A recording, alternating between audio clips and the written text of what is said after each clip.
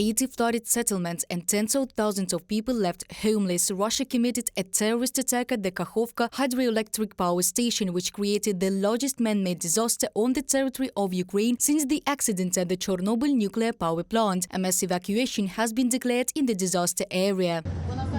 I live on the island. They say it will be flooded completely.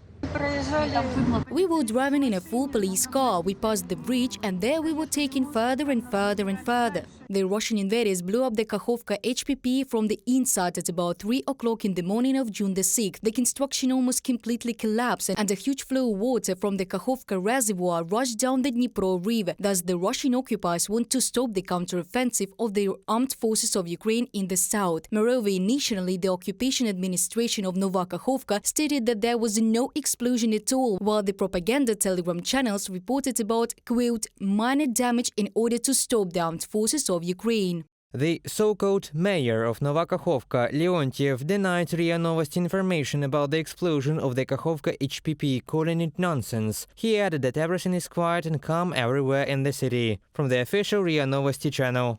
Within a few hours, Nova Kakhovka, like dozens of other settlements around, began to be flooded. The lower reaches of the Dnipro spilled, according to various estimates, by 200 meters. The maximum water level will reach at night 24 hours after the explosion, according to the Kherson Regional Military Administration. In Kherson itself, the water can rise by another 3 meters. A Russian terrorist attack will deprive up to 40,000 people of their homes and cause enormous damage to nature. This is just one day of Russian aggression. This is just one Russian terrorist attack. This is just one Russian war crime. Now Russia is guilty of cruel ecocide. Any comments are superfluous. The world must react. Russia is fighting against life, against nature, against civilization. Russia must leave Ukrainian land and bear full responsibility for its terror. Volodymyr Zelensky, President of Ukraine, on Instagram. Because of the terrorist attack at the Kakhovka HPP, the danger of other disasters is increasing. Thus, a strong flow demolished the minefields that the Russian invaders set up on the left bank of the Dnipro. In addition, many cities received water from the Kakhovka reservoir. In Kryvyi Rih, with a population of more than 600,000 people, problems with water supply have already appeared. And the largest in Europe, Zaporizhzhia MPP, takes water including from the Kakhovka reservoir for the cooling system. However, now the water level there will drop dramatically.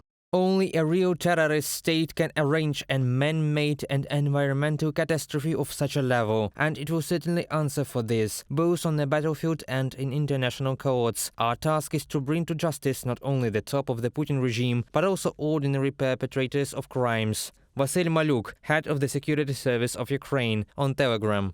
Russia's sanctions caused serious damage to the occupiers themselves, so on the left bank many defensive positions previously set by Russian troops were flooded, and the North Crimean Canal, control over which Moscow declared as one of the goals of unleashing a war against Ukraine, is already getting shallower, because it originates from the Kakhovka reservoir above the dam. From the taps in the flats of the northern Crimea flows water that is not suitable for usage.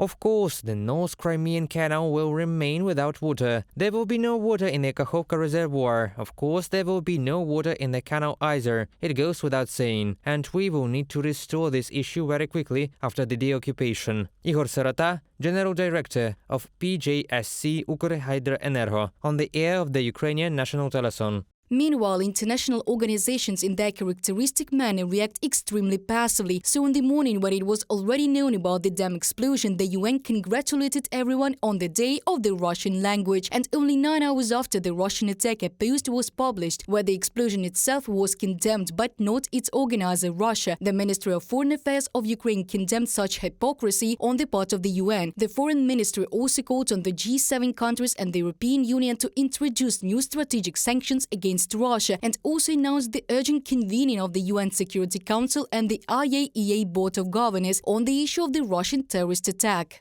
The explosion of the dam of the Kakhovka HPP is an ecological and technological act of terrorism, the biggest technological disaster in Europe in recent decades. Yet another example of Russia's genocide against Ukrainians. This is the Kremlin's response to countries calling for peace talks with the Russian Federation, from a statement on the website of the Ministry of Foreign Affairs of Ukraine.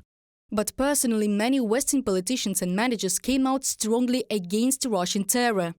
Putin did not hesitate to employ hunger as a weapon, energy as a weapon. He weaponized winter. He is playing a nuclear gamble with nuclear power plants in Ukraine. So this is, again, new escalation, new sign of escalation, bringing the horrific and barbaric nature of Russian aggression against Ukraine to unprecedented.